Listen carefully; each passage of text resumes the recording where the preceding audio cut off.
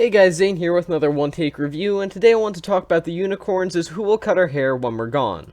Who Will Cut Our Hair When We're Gone is the second and final studio album from Canadian indie band The Unicorns, released in 2003, but much more importantly than this just being the band's sophomore effort or their last effort, this is the album that kind of put the Unicorns on the indie music map, basically. If it weren't for this album, the band would not have the same cult status that they continue to cling to this very day, decades after their breakup. The Unicorns used their sophomore album to structure themselves around a very twee-like sound. This purposefully sweet sonic aesthetic definitely suits the band's name, but at the same time, they recognize the potential lackluster daintiness that can come with twee music of any kind, and happily throw in some more upbeat, energetic numbers like I Was Born a Unicorn, to really just liven things up, and it beautifully ends up blending the very cute nature of twee music, of course, but also more of a typical indie rock sound as well, which, while that may sound like a very average combination, comes out as very strong.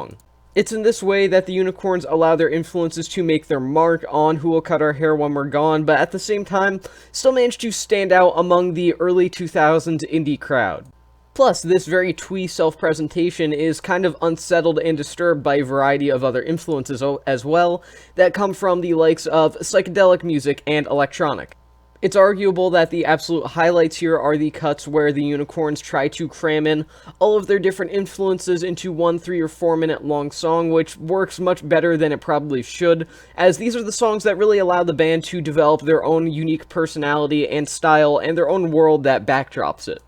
The off-kilter personality that's contained within the album suits this all very perfectly, this variety of genres to take influence from. It works perfectly together, and in turn makes the record much more eccentric, as well as, because of that idiosyncratic flair, much more memorable.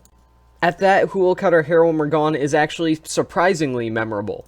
For a record not necessarily based around hooks or passages that are meant to be ingrained into your mind, this is a very memorable listen that's remarkably catchy. Now, upon first glance, it would be easy to just dismiss the Unicorns and Who Will Cut Our Hair When We're Gone as the kind of album that only people that wear Argyle sweater vests and cuff their jeans for aesthetic purposes would listen to.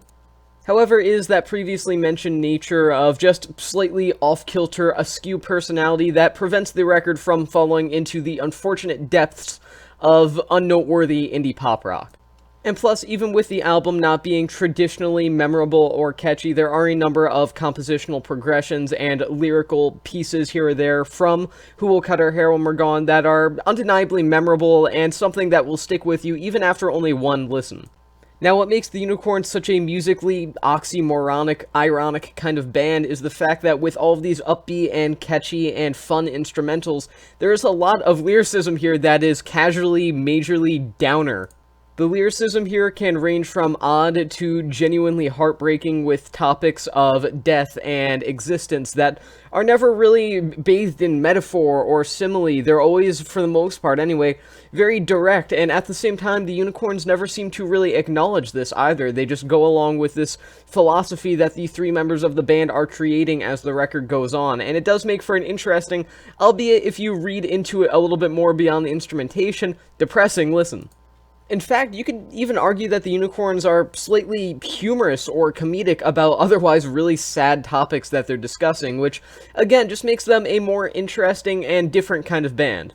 Now, of course, the Unicorns are far from the first band to write happy, upbeat songs with emotionally crippling songwriting. I mean, if you want to go back in time just a little bit from 2003, you have songs like Heya by Outkast, and if you want to go back much farther in time from 2003, you've got songs like You Are My Sunshine, or old folk songs even that I can't think of off the top of my head, that are incredibly depressing, actually. So yeah, the Unicorns are not the first band to do this. That being said, they do it remarkably well, and even arguably come close to mastering it here and there. The alternate path taking between the lyricism and the overall music itself is obviously very different, very divided, but at the same time they correlate to each other in a very strange manner.